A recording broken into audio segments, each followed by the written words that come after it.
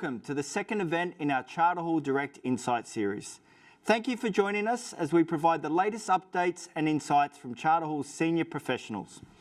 My name is Steve Bennett and I have the pleasure today of being your moderator as well as giving an update on one of our key funds. There will also be the opportunity, as there usually is, to ask questions, but due to the volume, we usually can't get through them all. So if you do include your relevant contact details, it can ensure one of the team members, if we don't answer your question, will come to it offline.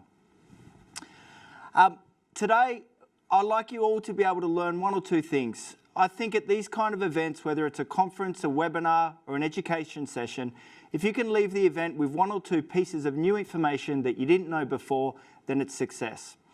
And today, I'm very confident that you'll hear that from our speakers. I'd now like to remind you that we aren't allowed to give financial advice. So there is a big disclaimer up there which basically says that if anything is of interest in terms of investment, please do contact your financial advisor and/or read the offer document in full. So to start, I'll give an update on Charter Hall Group results. So since our last session, the group has announced its 12-month returns, and very pleasingly to say that we've had a great outcome and a great 12 months. We know many groups and people are doing it tough in this environment, but we are pleased to say that the resilient model that Charter Hall focuses on, which is high occupancy, long-term leases to strong tenant covenants, has stood up well. We've had significant growth across the platform, growing the funds under management by around $10 billion, and at the same time, the portfolio weighted average lease expiry, we love our acronyms, WALE, also increased, even though we've had 6 months going forward. The way Charter Hall invests is it invests its own balance sheet across the underlying funds which we manage. It ensures alignment between we're not competing with our funds for assets, and you can see there the diagram in the middle of the screen which shows the wagon wheel. We also diversify across different sectors and different investment vehicles. The bottom left diagram shows that around 2/3 of the money that we manage is on behalf of the largest wholesale and institutional investors in the world. The reason why that's important is we don't care where the money comes from. We know we're the custodians of other people's capital. So whether you've given us $100 million to manage or $20,000 in your self-managed super fund, we have the same processes, the same team and expertise because we are focused on the investor outcomes. And so what is Charter Hall's competitive advantage? Well, we have the largest transaction team in the market. That means we're constantly scouring the Australian commercial property sectors, so the core sectors, healthcare, social infrastructure, industrial logistics, for the best investment options for our funds and ultimately to the benefit of our investor clients. We've got a strong development track record, and you'll hear today from Matthew Cox, who's our National Development Manager in Industrial Logistics, and he'll explain how we aren't developing these assets to simply make a development profit. We're developing these assets so that ultimately the funds own high quality, long leased assets at the end.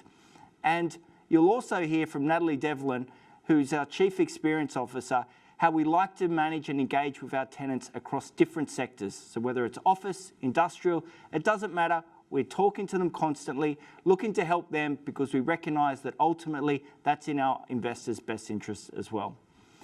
And you'll also see the final bullet point.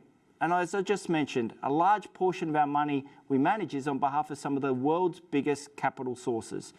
That means that we're getting global insights around trends, markets, and what these big investors are wanting, and we can leverage that and make sure our Australian clients also benefit for what we're seeing on a global scale. So look, that's enough of an update on the group. I'd now like to introduce our first speaker for today, Natalie Devlin. Natalie is our Chief Experience Officer, and she helps the business define our unique market position and bringing it to life through our people, brand, and culture. Natalie also oversees the group's sustainability and community strategies, including our commitment to Pledge 1%. Please do welcome Natalie Devlin.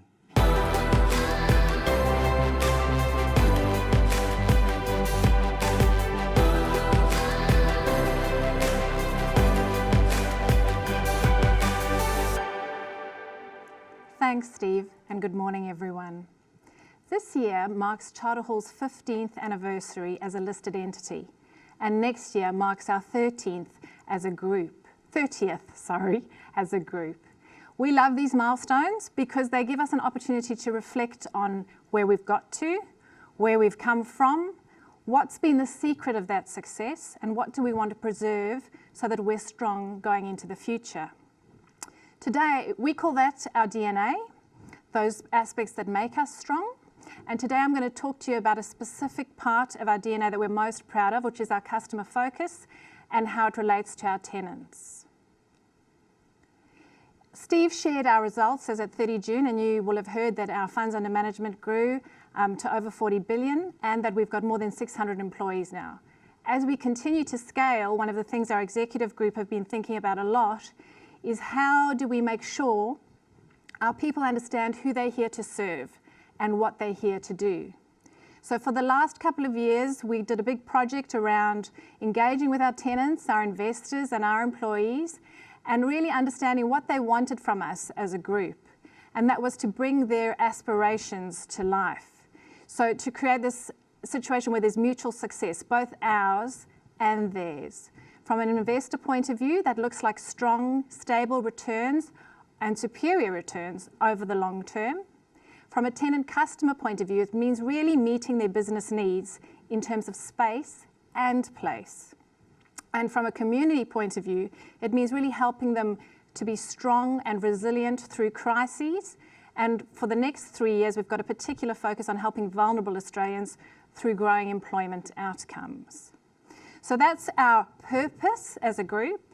And the way that with which we interact with these stakeholders is defined by our values, which we have 4 of. The first is active partnership. So we're not about setting and forgetting in terms of our relationships. We're there to deeply understand the people that we partner with, the businesses that we partner with, and to frame our solutions from a deep understanding of their needs and with a win-win lens.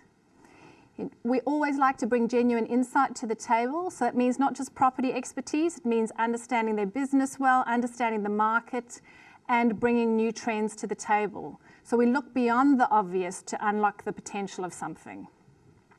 Many businesses are talking about innovation. We like to innovate with purpose and with discipline, and only in the nexus between people, capital, and opportunities. That's what we call our inventive spirit. And then lastly, our 4th value and the way in which we interact with our stakeholders is called powered by drive. So we're a group who likes to deliver on our promises. We talk straight, and we're people of action. So that's the lens with which our people approach all of our relationships with our stakeholders. That's our cultural focus. And we believe as a group that that cultural focus and the ability to leverage our operating model, as well as the diverse relationships we have at an investor and a tenant customer level, creates opportunities for us as a group and also is a big part of the resilience of our group. Our diverse capital sources and multiple fund strategies create opportunities for assets and for tenants across each of the sectors. And our integrated platform means that we're able to partner our tenants from the beginning of that value chain. So from development or acquisition all the way through to holding an asset over the long term.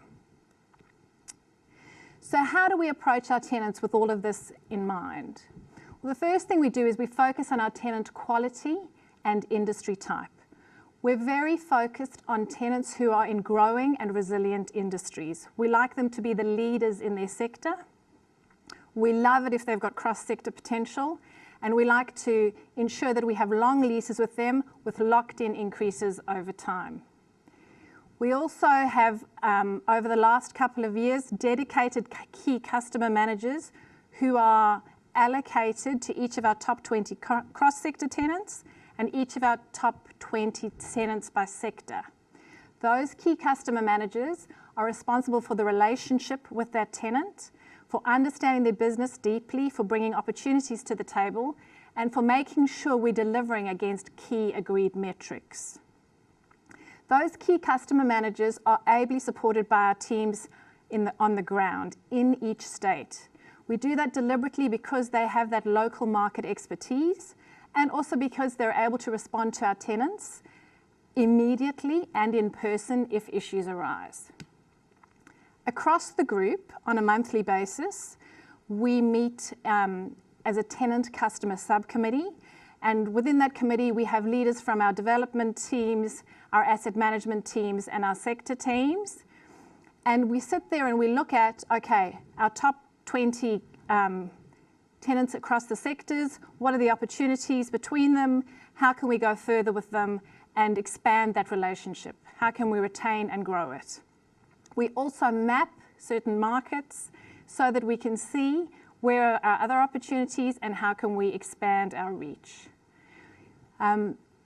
Customer feedback is critical to us on an ongoing basis. The key customer managers have a role in that, but we also commission on an annual basis external surveys, external customer satisfaction surveys where we're benchmarked against our peers in each sector. We take that feedback and then we incorporate that into the next year's planning so that we can keep improving our offering and our way of servicing our customers. A big part of how we try to drive behaviour and performance within the group relates to our key performance indicators that we set each year through our balanced scorecard. Our balanced scorecard has a number of components, and the customer component is a key component for us. Within that component, things like tenant relationships, tenant retention, acquisition of tenants, and improvement in customer satisfaction survey results, all of those things are measured, and a large part of that scorecard is allocated to customers at the moment, tenant customers in particular. This slide just gives you a feel for our reach nationally, so you can see that there's a strong local market presence wherever we have assets. And this is one of my favourite graphs. This graph shows you the potential and the strength of this cross-sector offering that we have.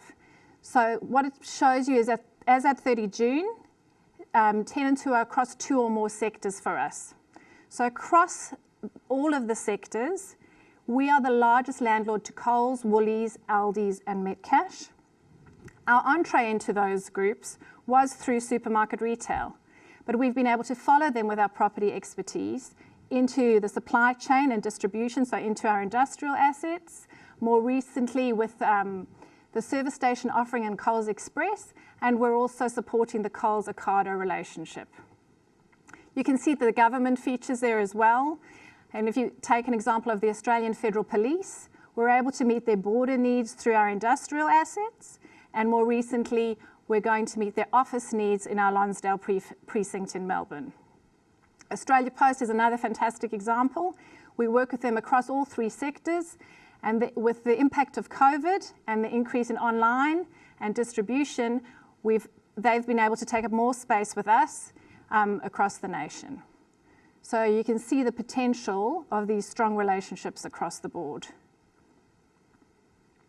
Just focusing on Coles. So we've said Coles is our largest tenant and we're their largest landlord. It's a relationship that started many years ago through the supermarket retail aspect, but it's grown over time so that actually Coles is our 5th largest tenant in retail, but our 1st largest tenant in industrial. So we've been able to follow them as their business needs have changed. We also partner with them and are a part owner of their head office. So you can see we're meeting their needs across the spectrum. Given their size and strategic importance to us, the heads of the sectors and our group CEO are the people who engage with the senior management of Coles around their needs on a regular basis. So Steve mentioned he wanted you to take some things away. I want you to take them away from me. So the first thing to take away is that our strong customer-focused culture and operating model give us the opportunity and the capability to really maximise things. Our diverse and resilient customer base and our deep long-term relationships are key to that, and our ability to provide cross-sector opportunities helps us to meet and partner with our customers as their needs change or as their needs grow. And lastly, our more recent focus, which is really on creating that key customer relationship as we scale, is really important to us. So even though we're large, keeping that relationship personal and really knowing that business and gathering a team around that business is critical to our success. Thanks very much.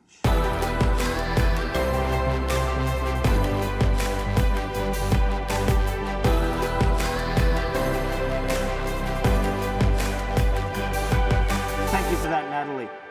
And I'm often asked by our investors, well, you talk about the tenant customers a lot as Charter Hall. Which do you think is more important? Well, the simple answer is you can't have one without the other. It's the outcomes that Nat just talked about, where we're delivering what our customers need and require on the tenant side, which ultimately deliver the best financial outcomes for our investors. So it minimises downtime. It means we can push out lease terms. It means we attract the highest quality tenants to the buildings that we manage, regardless of the sector in which we're operating. So now with that, I'd like to thank Natalie for her presentation. And it now pleases me to introduce our second speaker for today, Matthew Cox. Matthew is the National Delivery Manager for the Industrial and Logistics Development Team at Charter Hall. And the team is currently developing over 400,000 square metres of gross lettable area. For those that aren't in property, I can tell you and rest assured that that is a lot of development and a lot of management time which Matt and his team are delivering. With over 20 years experience in the property sector, Matt makes sure that these developments are delivered not only on time and to the client specifications, but from an investor's point of view, many of the risks are very carefully managed and as many risks are removed completely. So please welcome Matthew Cox.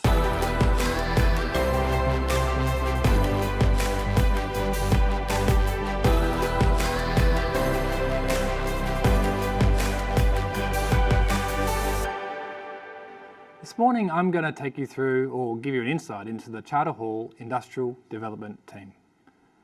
I'm going to take you through the team. I'm going to introduce you to some of the team members. I'm going to go through the development process, talk about customer engagement, give you some customer engagement examples, and then talk to you about the Charter Hall difference. Actually, more specifically, how Charter Hall Industrial Development creates value.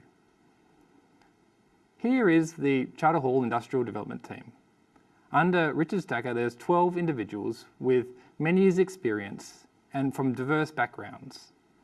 This experience and background provides the development team with the ability to actually mitigate risks, with the ability to actually add value to our developments, ensuring that we provide and we create quality assets.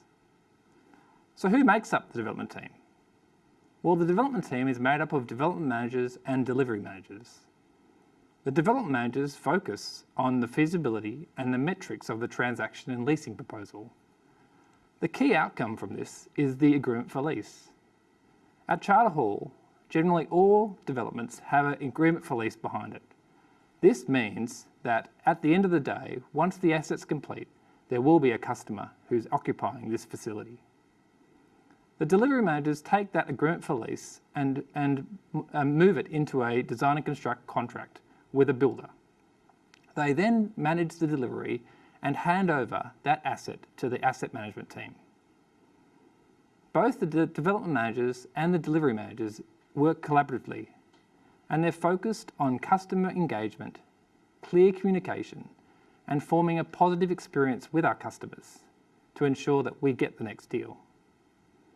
As I've said before, the Charter Hall Industrial Development Team is made up of an experienced team of professionals from very many backgrounds. From civil backgrounds, from operational. We have one member who's actually recently worked for Linfox. We have construction, agency, valuation backgrounds, also planning backgrounds. This once again helps us to deal with issues and actually seek out the best outcome for our developments. So let's go through the development process. As I've said before, the initial part is to actually review the contract documentation. The agreement for lease, which actually specifies our customers' requirements in terms of the building, in terms of lease term, in terms of the mechanisms required to make changes, and the design and construct contract. Both of these documents are back to back to make sure that the customer's requirements are actually met within the building requirements. Next, we have to identify project risks. Some of the key risks are program, which is to do with time and the timing of actually the delivery of the facility. costs, which also relates to variations, because in most situations, the customers would like to make changes for the benefit of their operations. And another risk that we're recently experiencing is contamination. Contamination is just not one of the ground conditions, because there's other ones like geotechnical concerns or other lake conditions which we have to deal with. Once we identify those risks, we develop a program or a series of ways in which we can mitigate those risks. The next step in the development process is completing the design. The agreement for lease rarely includes the full documentation for a building. We then have to take that concept design and develop it to make sure that our customer receives the facility that they need. This design process involves things like safety reviews, details of office layouts, review of sustainability or corporate branding. The next part of the development process is actually establishing the project control group. This is the key forum for the customer, Charter Hall and the contractor to discuss and get updates on the project. We talk through risks, we talk through program costs, we also talk through safety to make sure that these projects are delivered on time with no safety issues and also to the customer's requirements. This project control group also allows us to update the wider Charter Hall team. It allows us to update the fund managers and also the asset management and the operations team. This then leads to the transition from a development asset to a stabilised asset. This is pretty critically important to the Charter Hall business. We want to make sure that there's a smooth transition and that the customer is clear as to who they can talk to when they have issues. So let's talk about the customer. The customer is critically important to the Charter Hall business. Charter Hall Industrial Portfolio has 160 customers, big and small. But we see them all as being important.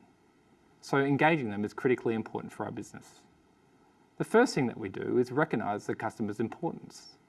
That could be the importance to actually our portfolio, the importance to the overall industrial sector, and importance to the Australian industry. We then need to understand the customer's needs. We need to understand exactly how the customer likes to operate, the kind of things that the customer needs in terms of their facility, or how they would actually like to do a particular development. We need to establish clear communication processes. We need the customer to know who they can talk to, and we need to know who we can talk to in the customer's organisation. We also need to assist the customer as they occupy and operate from the new facility. Once again, this is clear defined in terms of how we hand over the facility. As you can see, we have many customers, and they are critically important to our business. So let's look at some case studies. The DHL facility in Altona North was one that was recently purchased by the Direct team. As you can see, DHL is a critically important business in the worldwide logistics framework. They deliver 1.3 billion parcels a year. Charter Hall understood this and understood that their needs were for new facilities, high quality facilities, moving from an old facility to a new facility. In terms of when we actually looked at this particular transaction, we recognised the importance of one, Charter Hall as a customer, and two, the fact that this was another high quality asset to be added to our portfolio. In terms of communication, we knew exactly who to talk to in DHL. We have an existing relationship. We have a number of facilities, and at the time we were completing another development. We knew the head of property, the head of development, and actually operations teams. So we could provide them with the assurance that we could actually transact and we would actually be a partner who could actually deliver this facility in the way that they wanted. And lastly, we could transition from that development to a stabilised asset. We provided them with that comfort that Charter Hall was a business who clearly had the customer in mind. Another example is the main freight distribution centre in Prestons. This development was brought to the market, and Charter Hall clearly understood the importance of that customer when it was brought to market. We understood that Mainfreight was a large-scale logistics provider. We understood that, once again, they had a clear requirement for high-quality assets. And we also understood that they were expanding to meet their customers' requirements. We established clear communication with the executives to actually know any issues that they had and resolve them quickly. And also, we were clear about that transition from the development asset to the stabilised asset. So when looking at the value creation that the Charter Hall Industrial Development team provides, it's clear that we value relationships. It's clear that we are focused on developing high quality assets that we can be proud of and that work well alongside our existing assets. We manage our assets well. This is not just the development team, but this is actually the wider team. This is asset management. This is the operations team. And we're clear about accommodating future needs. We look at our assets as a long-term view, not a short-term view, something that we hold, something that we can actually have more tenants using and utilising. So thanks for your time.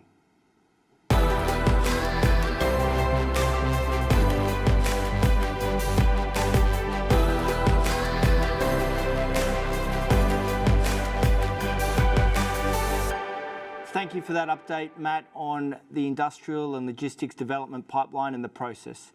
It's great for people to understand that it's not simply a case of finding the tenant and building a property. It's about the process that is implemented to minimise the risk for investors along the way. Interestingly, two of those developments which Matt just talked through, DHL and Mainfreight, they're actually owned by the Direct Industrial Fund number 4. And that fund is still currently open for investment. So this is how we develop assets, but we're developing them to own long-term as an owner in these funds. So I'm now going to talk about a number of things in the slides that I have. I'm going to run through what active property management means in terms of the leasing. I'll give an example of how we generate that and the success that we can bring to our portfolios when it's done well. I'll then touch on what the benefits of long WALE, so long weighted average lease expiry, brings to a portfolio. And then I'll close by giving a highlight and an update on our recently relaunched Long WALE fund. So like our listed vehicle, the same thematic, but obviously in an unlisted sense. So we talk about active management a lot at Charter Hall, but what does it actually mean? Up there on the screen, you can see an example of a typical 10-year lease term, where just say the rent starts at $100, being the benefits of commercial property in Australia each year, it's contracted that rental increase will go up over time. So you can see here the sawtooth of the income being paid for by the tenant. And let's say that tenant comes to you and through our regular engagement, through our people on the ground, the tenant says, well, look, Stephen, we're in the middle of a pandemic right now. We love the property, but is there something you can do? We need some capital to change our fit out a little bit. We need to be able to accommodate the social distancing rules, which we all do in society generally, but we need to make it applicable in our workspace. What can you do to help us? Well, it'd be very easy to say, well, look, you've got 6 more years left. We're not doing anything for you. Come back to us at the end and we'll try and retain you as a tenant. But simply, that's not what we do. We recognise there's a need here for the tenant that they want to meet, and we recognise that there's a potential for a mutually beneficial outcome that benefits the investors in the fund. And so what is that outcome? Taking that example, we might provide that tenant customer with some upfront capital. We might help them with some rent-free for a period of time while their business works through some of the cash flow issues that they may be having due to the pandemic. And importantly here to realise, you're talking about, in the case where you'd extend a lease, a strong tenant covenant, a strong company which may just have some specific requirements it needs right now. And so what does it ultimately mean? It means, well, you've got the potential to push that lease term out even longer. And the benefit for our investor customers is it means that that income, provided it's a tenant customer that will continue to be strong, that income security and that income certainty increases from that lease, which flows through to the property income and ultimately improves the income streams being generated by that property. So that's great in a theoretical sense. Well, look, let's have a look at one in the real world. Western Sydney University is a key tenant of ours across a number of funds which we manage. In this case, they're a tenant in our direct office fund. They've got a long-term lease already, 11.6 years. We built them a brand new building. They're a strong tenant covenant. They've just had their Moody's rating reconfirmed. And unlike a lot of the other universities, they have a relatively small proportion of their their student population from overseas. But having said that, they still need to do things around the social distancing. And look, let's be honest, it's a difficult environment to operate.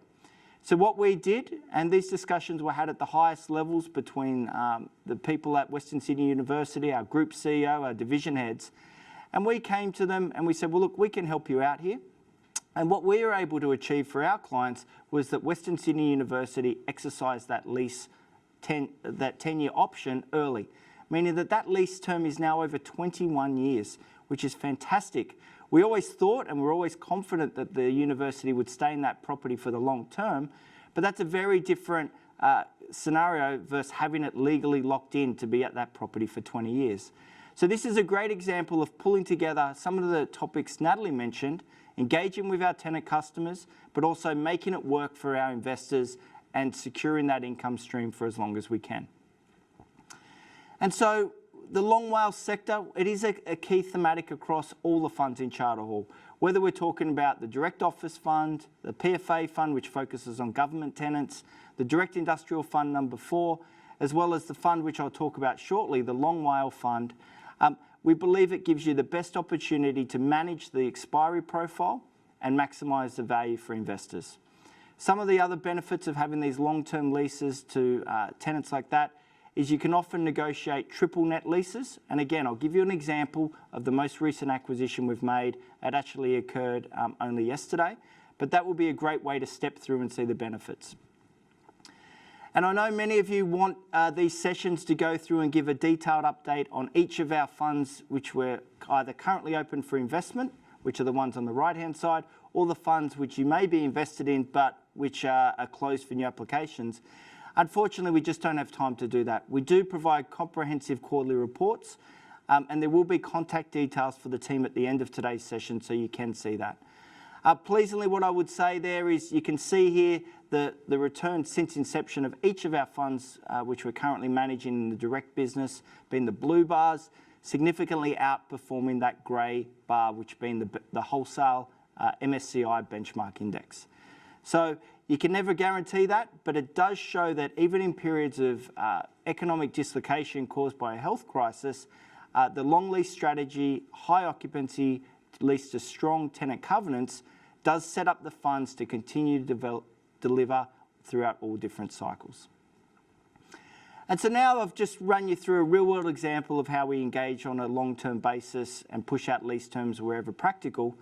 I now want to go through the Direct Long WALE Fund. Some of you may have seen our Consumer Staples Fund. This fund is actually taking that vehicle and relaunching it. We know that you don't always get things right and you need to evolve investment mandates over time. And what we've done here is we've transformed this, and it's been at the margin, but what we did want to really draw out was that this fund is going to continue to focus, and even more so, on long-term leases. In fact, if you look at the last 4 acquisitions, not only have they been in resilient sectors, we've had 2 healthcare acquisitions on 10-year lease terms. We've had a Bunnings, which is basically a monopoly in the hardware space, and that was a property located in Claremont, Perth. And our most recent acquisition, which I'll come to shortly, which is an investment in a portfolio of Telstra exchanges, which benefit from 20-year lease terms. This fund continues to move to that long WALE thematic. That relaunch process has now been completed. We've made sure that that investment mandate is clearer.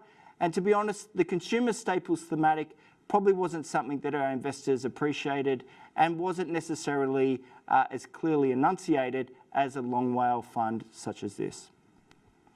So what does the fund look like? This fund is open for investment. It's around $200 million. Like all our funds, it benefits from above benchmark occupancy rates. So not only is it important to have strong tenants paying the rent on long-term leases, but you want your properties filled. Wherever your property is not filled, it just means you're leaving income on the table that we could otherwise make available to our investor customers. It benefits from a 7.9-year WALE, and the objective of myself and the wider management team at Charter Hall is to continue to push that weighted average lease expiry through portfolio curation, so selling assets when we think value is maximised, and through an active acquisition pipeline. We're aiming to continue to grow that lease term and push that out. Unlike many of our other funds, this fund does pay monthly distributions. We know in a world that's starved of income yield, so we've had the RBA basically lock in 3-year rates at around 25 basis points, Term deposits are paying our investors next to nothing. So we recognise that, and we want to make sure that the income we're receiving from our tenants is passed through to our investors on a monthly basis. Short video I'll now play, which is only about 30 seconds. It'll give you a bit of a flow through, and I'm a keen, passionate property investor and supporter myself, and I think one of the best ways to understand a particular portfolio is to take a look at the physical assets that are involved. So I'll now bring this up.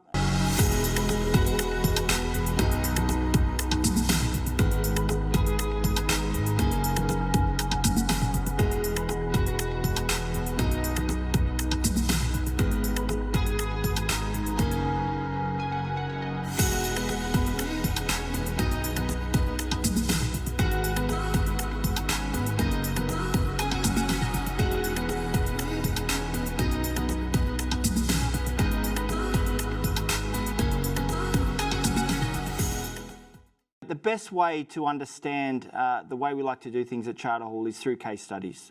That's the reason why you heard different case studies from Natalie today and Matthew, and while I'll walk you through one on the Long WALE Fund's most recent acquisition. We made an investment into the Telstra Exchanges portfolio. So this is something that the group secured around 12 months ago, and the other investors are wholesale investors as well as Charter Hall Headstock. Through the fund manager and the investment management team, we're able to secure an investment for the benefit of Long WALE Fund. And what does it invest into? Well, it invests into a portfolio of Telstra properties that are 100% leased, so great occupancy, very strong tenant covenant. And the thing that really matches up the thematic with the Long WALE Fund is that 20-year lease term. It also has triple net leases. And for those that aren't invested in property on a day-to-day basis like we are, triple net leases are the best type of leases to get.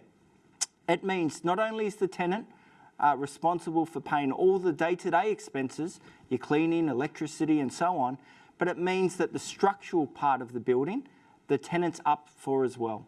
So if something were to happen to that building, although the fund and Charter Hall are the landlord, it means the tenant's up for the cost of doing that. And the reason why they're willing to do that is they want to control that space and make sure that at all times it operates exactly how it needs to, because the infrastructure inside these buildings is so critical to their operation. And something that isn't up on the slide, but which is always attractive when you're making a property acquisition, is the percentage of the value of that portfolio that's backed up by the underlying land. So in this case, you're looking at 80% plus in terms of the purchase price being supported by land value, which is just a great way to protect the investment, and it's combined with that long-term lease, which makes it even more attractive. And what do we also do? Well, we manage the debt on all our funds very proactively. The way our funds work, and this applies to all the funds that are currently open for investment, is they have rolling 5-year review events. Additionally, they offer 6-month limited withdrawals. Importantly, we also make sure that the gearing stays below 40% for our funds, and that's something which we work on at the last month's Insight series you heard from our group treasurer, Phil Schretzmeyer, and myself and the directing team are very lucky that we can rely on that expertise to give us guidance on those loan renewals, the hedging profiles, and also sourcing very competitive debt pricing. And you heard me talk about at the start the benefit of having a diversified portfolio. Well, you can see there the chart on the left showing the Bunnings are around a quarter of the portfolio. Industrial and logistics, a sector that continues to go from strength to strength. The social infrastructure, being those Telstra exchanges and the medical centres. And the convenience retail, so your fast food, the things that are typically resilient. And I should note, nothing's resilient in circumstances where they shut down CBDs and economic parts of the Australian landscape. But what I would say is once things come through the other side, these are properties that will continue to be in high demand by tenants because of their location and the offerings they can provide. Even the retail piece there, it's worth digging into a little bit. The retail tenants are people like Baby Bunting, who have achieved fantastic results, as well as Super Retail Group in that automotive hardware, which has, again, also delivered strong results for the investors. And you can see there the other chart, which shows a geographic spread. So we try and diversify not only across different sectors in this long WALE fund, but make sure that we're focused on spreading those investments throughout the Australian market. And what you can see here is a slide that shows you not only the top 5 tenants in the portfolio, being your Bunnings, Hands, Small Goods, so think your meat, deli products, Telstra, Healius, which are their medical centres, and Priceline.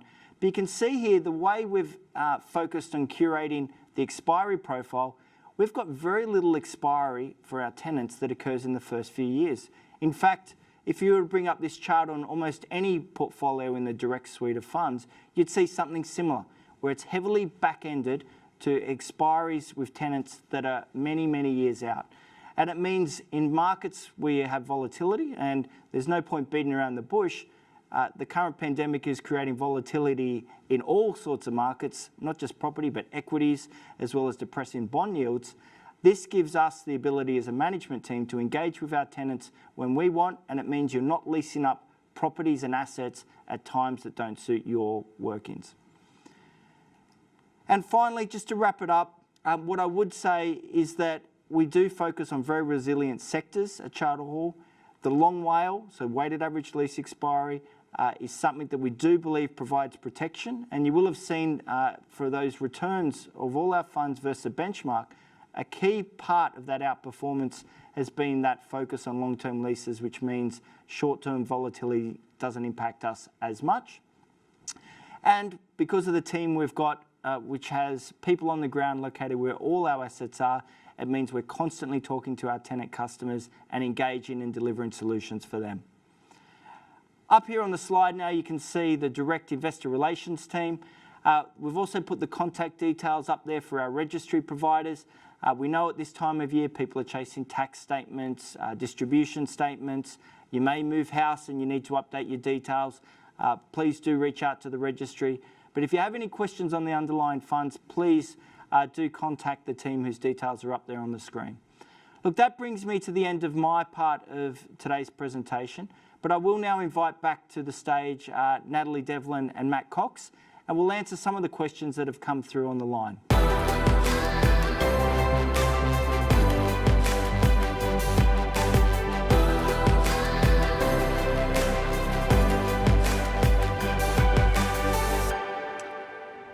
So the first question is from Michael.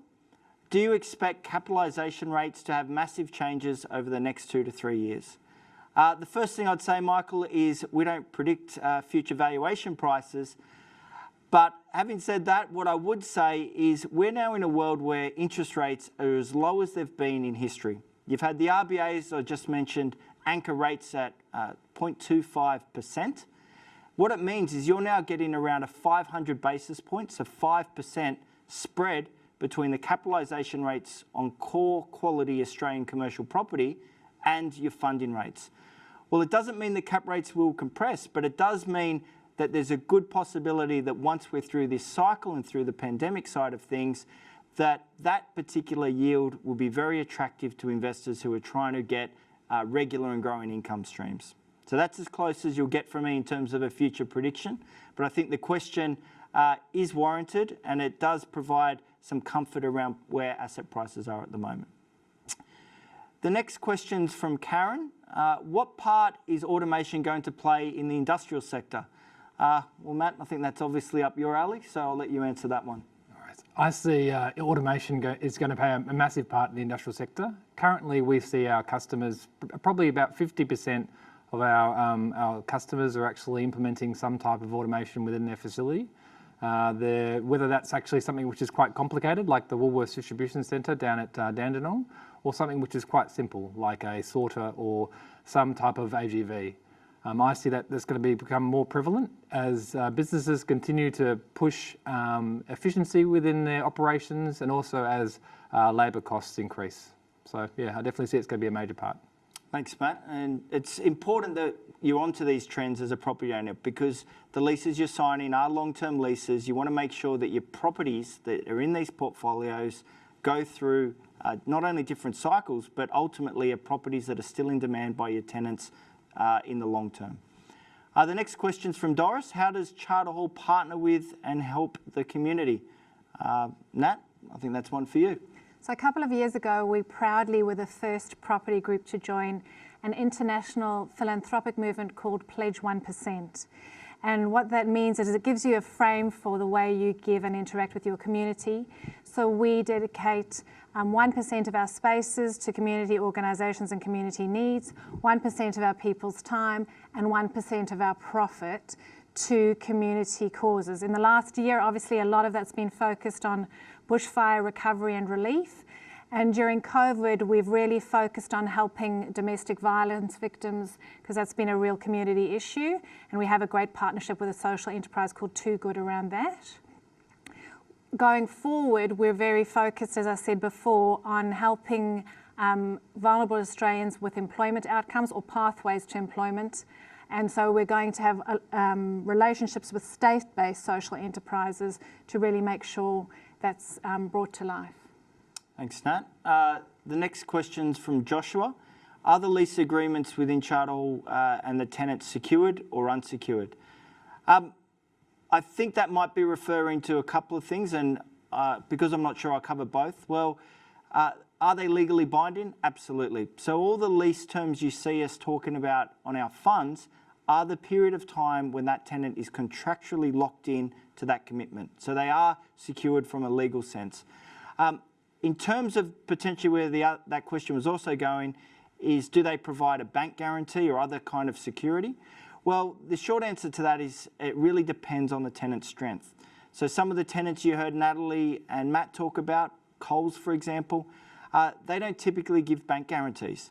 And I say that because they're of such strong financial standing that they will go through different cycles. They're selling food. And let's be frank, if they were to get into some financial trouble and go broke, I think that would be the least of our concerns around the lease because something's seriously gone wrong.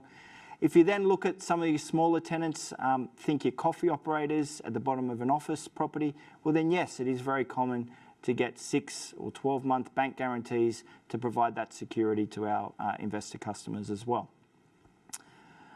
This one's for you, Matt. How important is sustainability for industrial and Charter Hall? Is it something you focus on? We do. We always ask the question with our customers about how sustainable they want to actually pursue in terms of an industrial facility. Can I say the response is a third generally say yes, we want to pursue everything that we can to get what the kind of the basis is a Green Star rating. A third are kind of on the fence, and a third say no, we don't want to. We still do pursue sustainable buildings. We're still pursuing things like LED lighting, which reduces energy costs, rainwater harvesting, and also solar panels. So there's clear things that we actually want to integrate. But it's still a bit of a challenge, but I think that as the corporate responsibility obligations of businesses actually increase, that this will become more prevalent, and I can see it being much more of a bigger factor in industrial. Okay, thanks, Matt. The next question's from Tim saying the RBA has extended cheap loans. Yes, as I mentioned, the 3-year loan being fixed. What does that mean for Charter Hall? Well, look, it probably just means that the cost of financing is being locked in at a very low rate for the long term. I answered the question around capitalisation rates. It does mean that there's some of the biggest spreads you've ever seen to the cost of funding and capitalisation rates. So, but the flip side of that is the RBA hasn't reduced interest rates because everything's going fantastically well. So there's some positives and negatives in that. But what I would say is we tend to focus on long-term debt, just like we do leases. And because of the portfolios which we construct and which we curate at Charter Hall, they tend to be of the lower risk in terms of what the banks see, meaning that our debt pricing is often market leading in terms of the cost of funding we get. I'm not sure who this one's for, but maybe I'll let Matt have first crack at it and then I can answer it as well. The question is, how does the group, so Charter Hall, access long WALE acquisitions, and why doesn't everyone else do it? Well, I think we do that through our relationships. A lot of our long WALE acquisitions actually are formed from the initial relationships that we have with existing customers, and actually just asking them about what they have for sale and leaseback and what opportunities are out there. We also have a great relationship with our agents and so generally knowing that we can transact quickly, it's something that's very favourable when we're actually doing acquisitions. Okay. Look, this will be the last question for today's session. It's one I'll throw to Nat.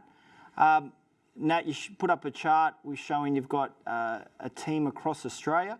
How does Charter Hall encourage collaboration across different sectors and different locations?